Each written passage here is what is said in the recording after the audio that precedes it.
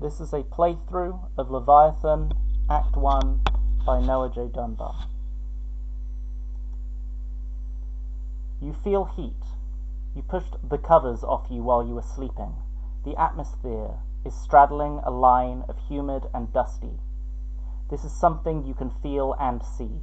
Sunbeams, warm and tactile, show you how particulate rich the air above your face is, shining in golden hues. You need to open a window. You push open the windows and feel summer's end hit your skin. You breathe it deep into your body. A cyclical nostalgia. Days like this are ending but will come again.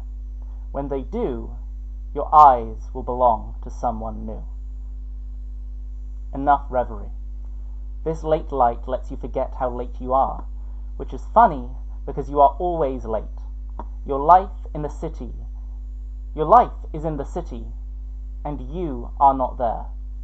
You shelter in the wild, final refuge for your family. It has walls and windows and electricity, and running water and space. It is fine.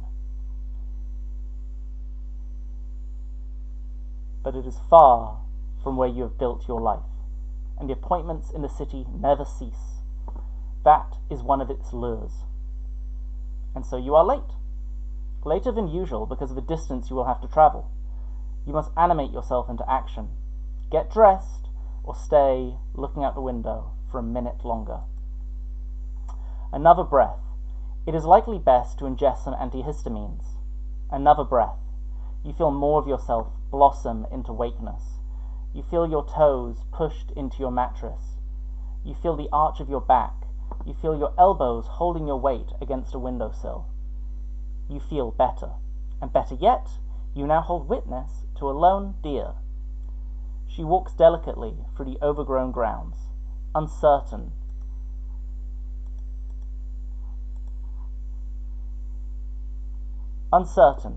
as to how welcome she might be here.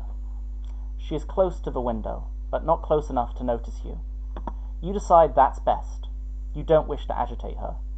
Closing the window now might spook her, and this bright summer's air is worth tempting the invasion of insects, a war in which you are perpetually engaged, borders constantly in dispute, a dubious conflict, as they were here first.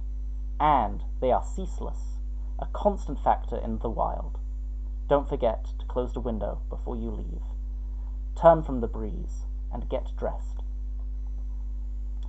You find underwear with ease. It's one of the only things you put an effort into unpacking. The rest of your life is mostly strewn about. This is unsightly, but not unusual. It takes time for you to settle, and here you are not settled. Could you ever settle in the wild? You doubt it. But days of splendor like this, they let you dream. You assemble the rest of your outfit by picking through items on the floor. If they smell fine, they're in rotation. You look good. You need to pack. You're unsure of how long you'll be crashing with friends in the city. It's always so hard to not overpack. Okay, so how many outfit variants? It's warm now, but will it stay that way? You can always mix and match what you pack too. Okay, time to pack all the non-wearable essentials. You enter your bathroom.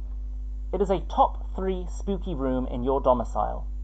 You're suddenly struck by how this place once creeped you out. The beige walls,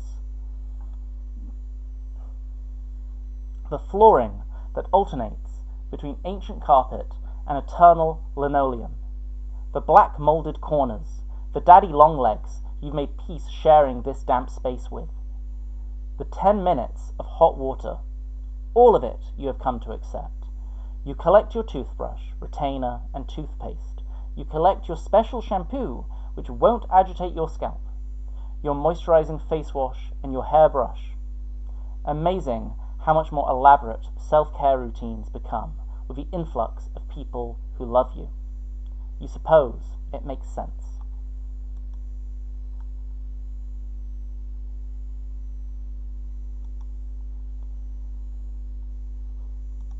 pills. Amphetamines and magnesium, vitamin D and melatonin, paracetamol and ibuprofen, weed and CBD, uppers, downers, screamers, shouters, pilgrim pharmacy. You never take it all to the city. You take a third of what you have, lest you lose it all, but always enough to share. You have an abundance of St. John's wort. You take it as a mood stabilizer. Your mother, after hearing you are reliant on this supplement, went and got you a year's worth of pills, a sweet, if grand gesture. She is trying her best to connect with you. Your relationship has been frayed recently.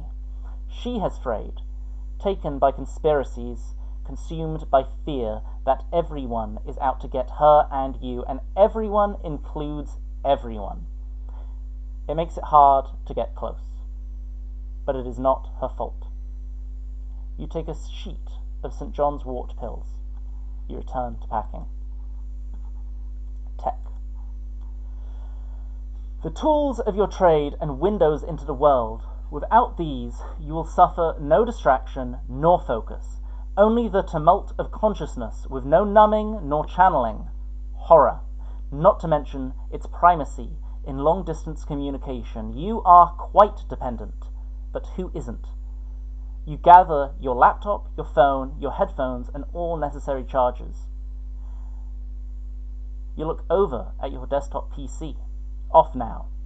It is your primary instrument, all-powerful in its allowance of entertainment and facilitation of your practice. It takes up center stage in your room, as it should. It is the object you own with most power. It provides continuity of experience and connection to the world away from this wild. It is very important to you. It is the most expensive thing you own. It is the most expensive thing you've ever bought, by a steep margin. You consider it a vehicle of upwards mobility, a little bit of might and magic to make your dreams possible. Food. You walk down the corridor in a haze of stale air, flip-flops on top of dead insects, on top of plastic sheets, on top of dead carpet. You scan the floor to see if any of those little corpses are moving. Guess not. The kitchen is a mess, but it is your mess. There's a pile of dirty dishes from last night. You were up late cooking, even though you knew you were leaving today. You have made so much curry. You're trying to learn how to meal prep, how to save yourself time. It is a struggle. You now look into your fridge, stuffed with Tupperware of leftovers. You wonder how long you will be gone. You never know exactly. How long will these leftovers last? You can't take all of them, but maybe you could take a couple of Tupperwares. A free meal for whoever lets you crash. It is a defining character trait of yours, to measure and mark the world in meals. You pack up the definite perishables, stuff you know will go bad before you're back, mostly fruit and vegetables. You pack some snacks that you can share with friends, more morsels of gratitude. You look in the fridge and decide. Take leftovers. Once all of that is done, go put your shoes on. Hurry, you're going to miss your train. You pack your flip-flops, indoor shoes for whatever place you will end up bathing yourself. You pack your trainers. Some outfits might fit them better, but mostly this is to entertain the possibility of you exercising during your stay in the city. You enjoy running. A strange way to describe it, you need it. It empowers you against the anxiety of inertia, and you do enjoy the endorphins. You might not have time, but in this, with how it can soothe your mind when little else will, it's worth the potential dead weight. You put on your boots, your most recently acquired garment, a gift from your friends, from the people who love you, so that you might be shielded from the elements, turning back the clock on the erosion of exposure. All rots, after all. But those who love you think, not yet. Most of your clothes are gifts, given by those who animate the city, who animate you. Those who want more of you. Your mother has always found this suspect. What do they want? You like to believe that once She could imagine a relation that isn't Faustian, where there is no cost. But now, after all the erosure, after all she's paid, she has certainty. There is no society. There is the market. There are competitors who work in concert to seduce and destroy you, with resources and commitment in excess. There is a plot, and you are the subject, the cost of kindness here being your ultimate ruin. You share a similar weakness of the mind. You struggle with it, the overpowering vigilance, the solipsist suspicion. It is the shape of your scars, no small thing to overcome. Your mother's full reclinement into this worldview has not helped. You feel its pull too, the doomsday clock of psychic entropy ticking on and on. It is so hard. You want to believe you are strong, that you can endure. So you tell yourself, not yet. You have your boots on, your bag is packed. Grab your coat. You put your arms through your thin woolen coat. It is your most signature piece of apparel. You have worn it most days since you got it as a gift from a friend now far away.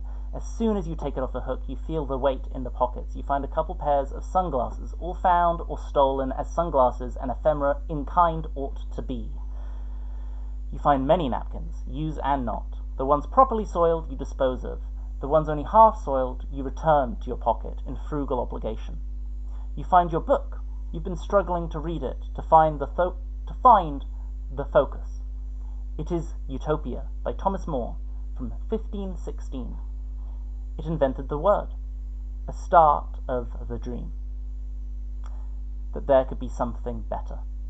Your politics and disposition reflect this, but your work and your shadow reflect the antithesis.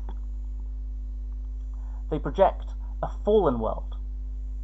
Following external encouragement, this internal division has become a project to you, a contradiction to resolve.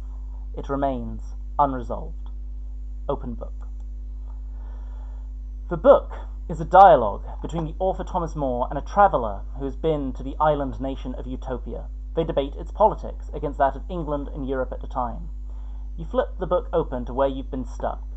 The traveller says, as long as there is any property, and while money is the standard of all things, I cannot think that a nation can be governed either justly or happily.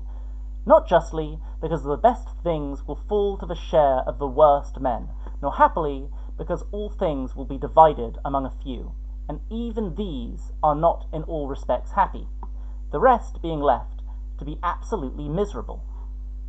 More than responds with what has become the typical reactionary reservations against these politics. How society needs both carrot and stick, and officers and ministers with the authority to operate either. More ends his rebuttal with the core rejection, that he cannot imagine such a society. The traveller responds that he doesn't need to imagine, and that if More had been with him in Utopia, neither would he. It's not a dream if it's real. But no one has been to Utopia. It was never real. Or if it was, it didn't last. Take Utopia. You have dallied, afflicted with sentimentality, a habit when packing. You might miss your train. You have your bag, your essentials, and now, armoured in your coat, you are prepared to return to your life in the city, away from this shelter, away from the precarity of the wild and all the doubt it breeds in you. The life you leave here, family and property, will wait for you. That is the promise of home that has been thrust upon this place, the bank of all you possess. Open door. You emerge into the glow of the golden hour. The birds above are locked in cheerful discourse. Your senses enjoy the splendour. You affix a padlock to your front door, small and ornamental. You charge it with profound duty of security. It has not failed you yet. The beauty of the day, from this vantage, cast in shade from your domain, teases you. You are late, but indulgent as you are, you cannot help yourself. You leave your bag at your doorstep. It slumps into the gravel. You drape your coat on top of it, and you walk away, into the radiance of Sanguine's sun. You stand, facing a long driveway. You don't look down it, at all the country people who haunt its end. You look up, over the tree line. There, cresting the horizon, is some sort of god. You bathe in its light and warmth. You arch your chin and stretch out your fingers. You are instinctively trying to maximize the surface area of yourself that can be exposed to its grace. You meditate on how long this gift took to reach you, the impossible abyss it crossed. You stand at the crossing of awe and contentment. You enjoy the moment, but the moment passes. You turn and you see your mother. Your shadow is long in front of you, but does not reach her. You feel small. Darling, please stay. She looks small and you feel old. Something bad is going to happen. I need you here. Can't you stay here with me? Mum, please. I have to go into the city. I need to do my work. Of course. I know how important it is. I've always supported you. I want you to prove them all wrong. This current project you're doing, are you certain you're not getting ripped off? I heard something on the radio that sounded exactly like one of your ideas. You shouldn't make anything with anyone without a contract. They're going to do to you what they did to me, and it's going to destroy you, my beautiful, talented child. I miss looking at your work so much. When will you show me what you're working on? You said you'd show me. Mum, please. Your shadow stretches. The sun is setting quick now. Your mother steps forward and enters your shadow. You step forward too. Darling, I'm scared. I can see what's about to happen, and I need you here. We're a unit, and we mustn't fracture. You need to believe me. They want to take everything from us, over and over again, forever. Oh, God, if you only knew. You're like me, and they're going to punish you for it, and I can't protect you. Please stay. It's the only way I can protect you. The fretful, aging woman in front of you is shaking with how much she loves you. She self-identifies as a Cassandra, as a seer fated to be ignored and surrounded by the faithless. Once you were a unit of three, you and her and your sibling, against forces that would divide you, against all the small and endless pains of poverty, against the melancholy that afflicted her. Back then, you would not have doubted her. You swore an oath to believe each other, even if the other seemed insane. You were a child. You are no longer. And now faith in her means rejecting every other connection in your life, everything you have built without her. It is too much. But that doesn't change what you need to do right now. Hug her and tell her you love her. You wrap your arms around her. You hold her tight as the god of light sets beneath the tree line and a dark chill descends upon you. She hugs you back. I love you too. I will always love you. You believe that, don't you? Of course I do. Good. She squeezes slightly. Dusk is here. The birds are silent. You're really late now. Then you need to promise me something. Is your phone on? Your mother had started assuming all electronic devices were bugged months ago. You tell her your phone is in your coat with your bag, that it's okay to talk. She pulls your ear sharply down to her mouth and whispers, I know you don't want to believe it, but you've seen the evidence. You need to accept it. But you don't think of evidence. You think of how far she has fallen, all she has sacrificed for you, all you owe. She whispers in the dark, I need you to promise me that you won't trust anyone but me. Before you leave, I need to hear the words, please. It's too dangerous. You look deeply ahead, past the foliage, past the fences, past the fields, into the fallen horizon and all the black country that follows it. You find your answer. Mum, I know you're scared, but trust me, I'm strong. Stronger than what scares you. Please believe that. What is the world but the arena in which we are tested? You wake to an unfamiliar ceiling. You feel temperate. The atmosphere is balanced. It is dark. The blinds are closed. Turn your head to the door.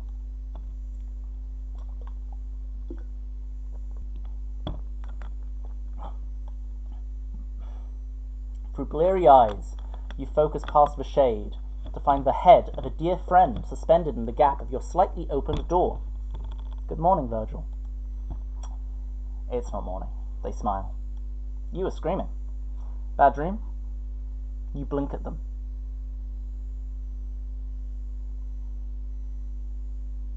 I didn't close my window. The bugs will get in. Ah, dude, that sucks. Genuine sympathy at the fear in your voice. It's possible it won't be that bad. Maybe your mum closed it after you left? You stare back. Hey, we'll see today, right? And if it's bad, I guess we'll have to fuck up some bugs. They smile at their clumsy assurance. You smile back. We should leave soon. I made food. Get dressed and come eat. They close the door. You lie there in the dark. You're not rested. It doesn't change a thing. You slouch over to your heavily pregnant bag. You are happy you have it. It carries certainties. You assemble an outfit. It is appropriate for your trek. Your eye catches on something under your bed. Utopia. You put it back in your bag. Your bag is packed. You put it by the door and go eat. You walk down the corridor, following your nose. It's nice to stay here at Virgil's place, to see the knickknacks of their life adorn shelves. It is a comfort. The place itself is modern, nice, all needed amenities, has space for guests. You enter the kitchen. The blinds are closed, as is advisable since the eclipse. You never know what's looking in. Virgil is seated and is already eating. Your plate is set and ready for you. You sit. You sip from the tea put out for you. You breathe in the aroma from the steaming meal. It heals you. You recognize you're cooking. So when you said, I made food, what you really meant is, I microwaved your leftovers. Virgil looks up from their plate, and through half-chewed food replies, First, shut up. Second, microwaving leftovers and making food mean the same thing, and since it's my flat, I'm refusing any semantic follow-ups you might have. Third, you're welcome. You smirk and take a bite. It is very good.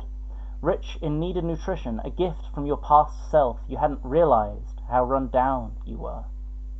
Compliments to the chef, you say with a shit-eating grin. Virgil doesn't even give you the satisfaction of a full eye roll. You enjoy the patter as much as the meal. Seriously though, this is exactly what I needed. Thank you. Virgil smiles as they finish their plate. You're welcome. I thought it might make you feel better. Hearty meal before we head out. Made sense to me. Oh. You have bad dreams too? Yep. Virgil breathes in deeply, in through their nose, into their shoulders. About my dad. Sucked. Apparently that's how it is from now on, since the eclipse. Nightmares or no dreams. At least that seems to be the consensus online. No one's had a good night's sleep since.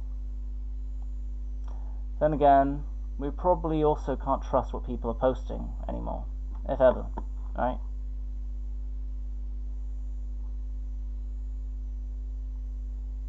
Can't trust any of it.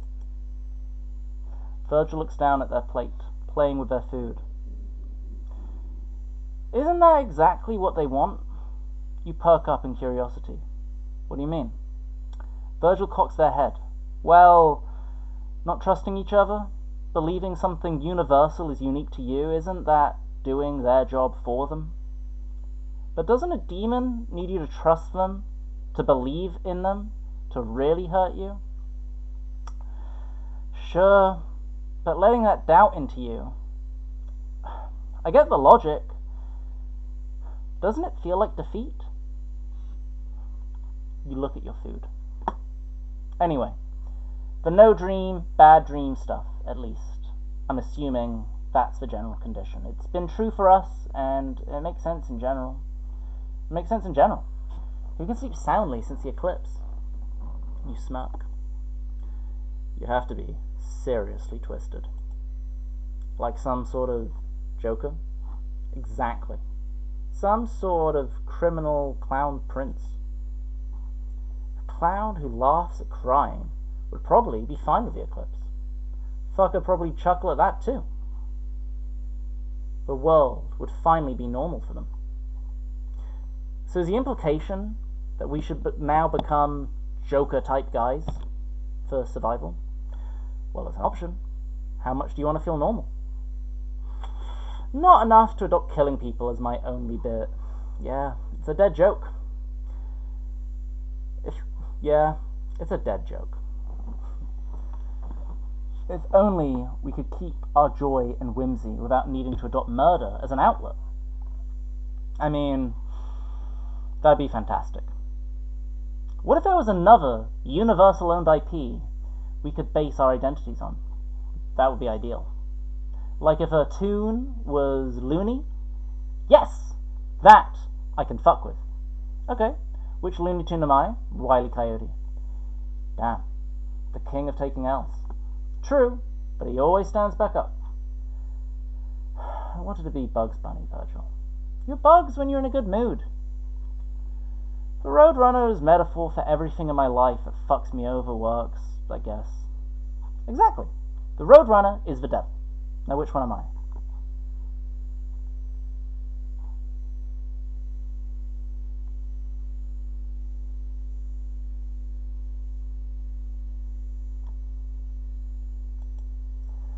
You're like if a pig had a stutter. Virgil laughs. You're the one who actually has a stammer. You grin. Sure, Porky Pig is important representation for me. But you're still more like him than I am. Always commenting on stuff, offering analysis. You have metatextual characteristics. You're giving Greek chorus. Wrong. I'm not Audient, I'm propellant. In fact, you're my Greek chorus. Sure, sometimes. And sometimes you're mine. That's what's so wonderful about our dynamic. You smile brightly. They smile back. True. But now I'm thinking I'm like Goku. What do you mean you're thinking you're like Goku? Like from Dragon Ball? I'm familiar with Goku, he's not a Looney Tune. Yeah, but he fits my vibe better. But that's not fair, Virgil. How is it not fair? I accepted my Looney Tune graciously. You have fucked with the whole concept we were going for. I think I made it better. Yeah, you think that because you get to be Goku, and I'm stuck as a bum loser trash wolf. Hey, you accepted it. No takebacks. Virgil, this is bullshit.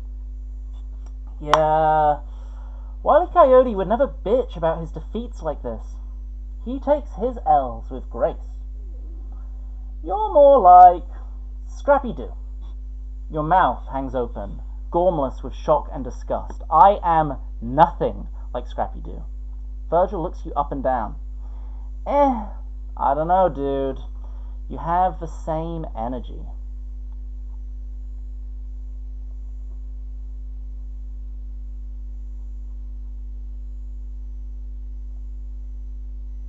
Fuck you. You're not Goku. You're Ratatouille, because you're a rat. You both erupt into laughter. Virgil points a spoon at themselves. And because I'm such a good cook, you grin. Rats don't know how to use microwaves. This rat does. You both smile and continue eating. You sip your tea and breathe. You look down for your plate. Glassy eyes face inwards and search. You find the courage to ask.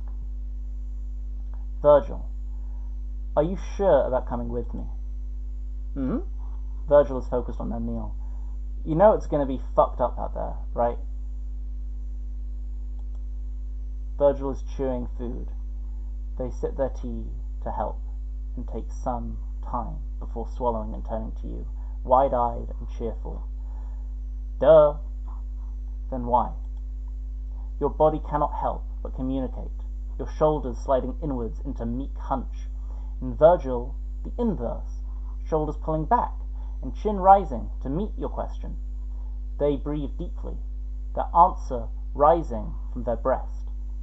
You watch Virgil carefully. I mean, isn't it obvious? It's a lot of ways of saying the same thing. Because there's no way I'm letting you go out there alone. Because it's the right thing to do, because you're my friend, because you do the same for me, right?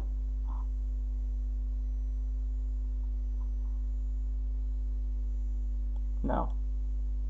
Virgil smiles. Bullshit. Doubt what you like, but I know. I'd bet on it. You wonder. Virgil puts another spoonful of food in their mouth. Also, don't discount my own self-interest. Oh? I'm kind of going crazy being locked up in here, dude. I need to go outside, and what better excuse than this? You're assuming that what we find out there won't also make you go crazy. That's true. But losing my mind out there is almost definitely going to be more interesting, more meaningful than losing it in here, right? I believe that's hubris, Virgil. No. It's naivety. My hubris is that I think we're probably going to be fine. You study your friend, trying to work out if they're fucking with you. Have you seen anything to inspire that? Any evidence at all? Because I've seen footage, Virgil, out there, under the eclipse. It looks very bad. Virgil sips their tea, the mug obscuring the center of their face. What you see is enough, sunken side-eye and deepening dimples betraying a smirk, insolent to your severity. I thought we can't trust what's posted online anymore. Virgil looks away in a sigh. I know you're freaked out. And you're not wrong. It all seems very fucked up and very bleak, and it is. It's dangerous, but that doesn't change what we're going to do, right? So, I think we're going to be fine. I think it's more useful to think that. Pessimism of the intellect, optimism of the will. They turn back towards you, pleased with their phrasing, until they see your face, no longer so languished and fret, but now doe-eyed, with condescending concern. Virgil forgives you for wearing such naked dismissal of their argument, opting to double down on the medium of speech, but change the language to better strike their target chord in you. A firm hand on your stiff shoulder, a smirk of satisfaction at the words having come to them. Virgil looks in your eyes. A great man once talked of the impermanence of all things, and the indubitable,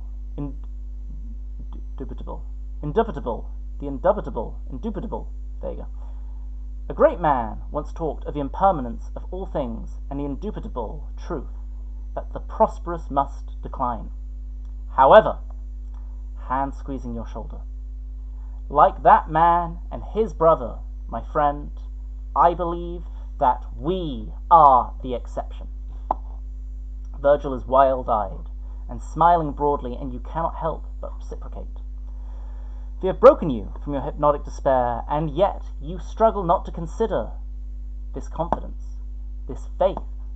Is this the consequence of a life spared of suffering? Or is this true belief? And more so, out there, under the eclipse, will it matter? You smile in spite of yourself. That's why I'm coming with you. A flash of resolve in their eyes. You are grateful. What about you? You sip your tea. What about me? Virgil finishes their plate. Are you sure about going out there, of walking back into the wild? It doesn't matter. Because you're going out there no matter how you feel about it? I told my mum I was coming back in a few days. It's been a few weeks. I've not been able to contact her, tell her I'm okay, see if she's okay. I can't wait around here anymore, living out of my bag off your generosity. You spoon another mouthful of food into your maw. You're very slow at eating, especially while yapping. It's going cold. You poke at it with your spoon. You're going to finish the meal. It's a thing for you. Virgil watches you spiral. I get to decide what is generous enough, not you. Okay? You raise your voice in mock protest. And what? I just have to sit here and take it? Yes, and if you like, I like you staying here. You realize that, right? I have the space and I like hanging out with you. It's not some big cost, okay? You try to accept the words. Thank you, Virgil. You saved me. Really, thank you. I owe you. But I have to get back. Virgil rolls her eyes and stands up from the table, taking their plate to the sink to wash it. You don't owe me shit. Don't worry about it. You feel grateful. Virgil faces away from you at the sink while you nurse your lukewarm curry. We could delay, you know. You look up at their back. Eh? I'm just saying, if you prefer. And it could be a good idea. Maybe things will go back to normal. Maybe things will go back to normal. A plea for a return to normalcy, of the sound of running water. That's still working. That's still normal. Virgil. They look over their shoulder. Your voice is steady. I think we all need to come to terms with this being how things are now. You break eye contact, returning to your plate. I can't imagine this ending. Virgil turns back and stares down at the drain. Something will happen. It always does. Like a mantra. Maybe it will take 1,000 years. We don't know. Do you expect me to wait? No, obviously not, but maybe a couple days? I don't know. No, my mum needs me. I'm not going to abandon her. Hey, you're not abandoning her. We're going today, okay? Yeah. You cannot release the tension that binds you, not until you get there. You look up and find Virgil watching you. Also, just so you know, as long as you need it, whenever you need it, that guest room is yours. Forever. You stare dumbly, unable to digest the offering. What has earned you such grace? What is the cost? Can you ever abide this affordance, this reward unearned after all the years of loss? Can you accept the random circumstance that placed you at this kitchen table, that fortune is arbitrary, that we are each dice in God's hand? Virgil waits for your answer.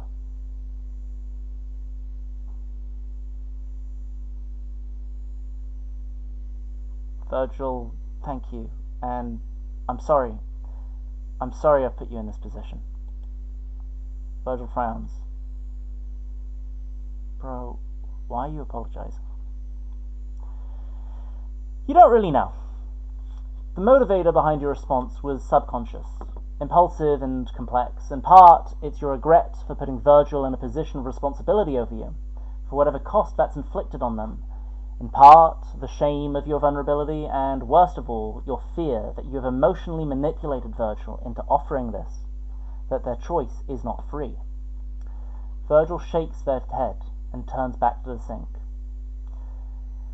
It's really no problem, dude, and you don't need to accept right now. I just want you to know it's there. Only condition is to cool it with the apologies and the thank yous. Seriously. Seriously. My friends, stop being so formal. You stare into your tea. It is too dim through the surface to reflect you. You want to grant Virgil their request. Cease your neurotic affirmations. You're caught on what motivates the habit. At first, thinking about the deprivation you've suffered, how it propels you to making your gratitude explicit, so that the kind know the severity and worth of their kindness. But you stare longer and see deeper. You don't trust Virgil, not like friends should. You don't believe they'll know you're grateful without belaboring the point. You fear reprisals for insolence. You fear they will rip themselves away from you if you don't pay proper deference. The realization shames you. Your tea's surface shimmers. You watch it twist and rise from its static cup. Reflection clear and warped. You feel vertigo. You hear insects. With no horizon, a pronouncing buzz. Knock, knock, knock. An assault inflicted on every outward-facing door for 13 square miles. A wound left on each. The mark of the Order of the Fly. Bureaucrat brood of Beelzebub. Virgil falls to their knees and clasps their ears. The noise is unbearable, and out of that torrential cacophony comes searing harmony, a voice of eusocial obligation. ET 95 10 57 B. That's your national insurance number. It's speaking to you. You feel the panic swell from your stomach. It blooms, desperate for escape. Throw up on your plate. We suspect you are nesting in the area. Your condition is as follows. You are in arrears. You owe. You must pay. The court case is lost. The cost of defeat. The emails your mother told you not to open. Fear rips through you. Your birth in this upper circle of creation, so far above the mill, grants you special privilege. Delay of justice is no interruption to flow of commerce. We can afford to play, to perform the theatre of process, the privilege of law and a sporting hunt. We have your number. We hold your rights. Judgment will be rendered unto thee. Bile drips off your chin. You're trying to wipe your mouth, but you've forgotten how to move your hands. You try to look at Virgil, but only one eye obeys. You try to talk, but all that falls out are stammered vowels. We'd tell you to pray, but it wouldn't do any good. You have earned what is coming to you. You succumb to seizure and fall into the pit of yourself, and there, in the dark, all that is left to you is Apocrypha, the bugle heard around the world, the Eclipse Evangel. Mankind, heirs of creation, look up, stare to the heavens, to your fateful home star revel at the sight, for you watch its last light. Rejoice, rejoice, the foe is felled. Rejoice and look upon its successor, eternal king hanging heavy in your sky.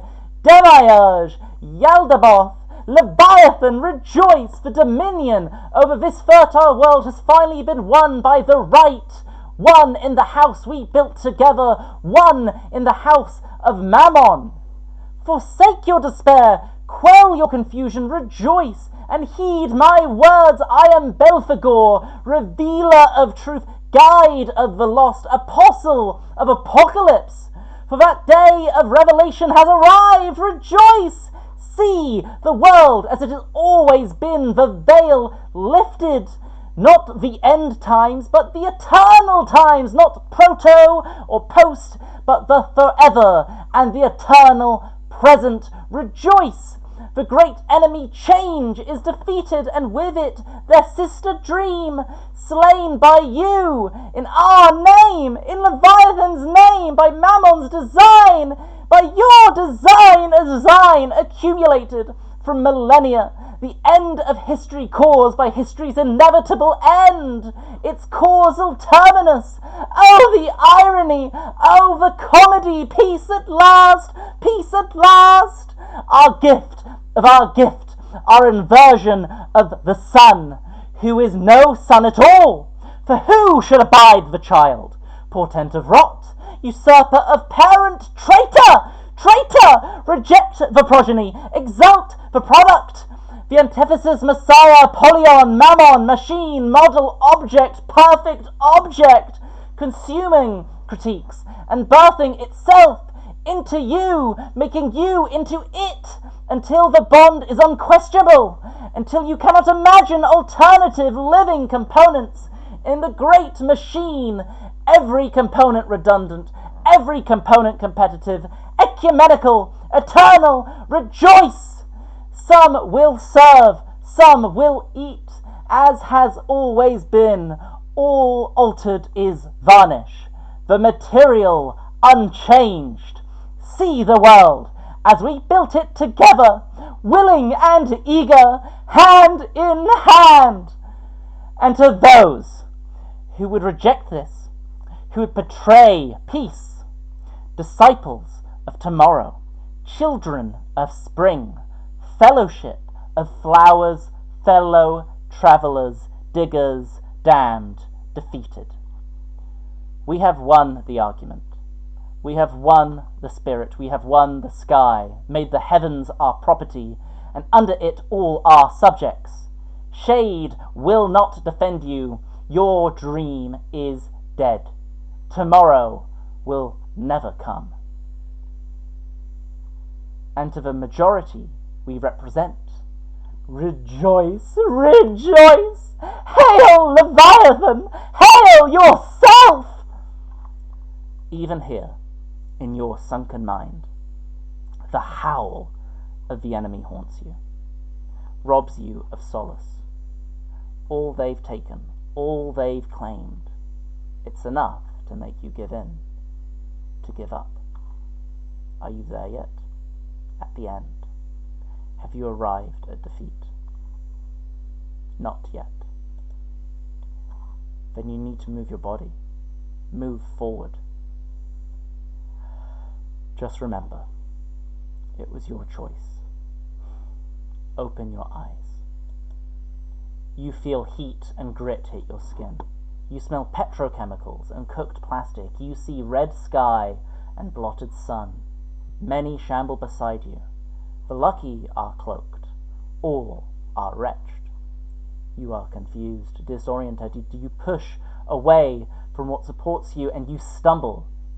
You are caught before a fall, raised up and pointed at the horizon and the road that carves it, the route you must travel, the desert to cross. You are out in the city, but Virgil stands beside you. You are in the wasteland, but you are not alone. Take one step forward. End of Act 1.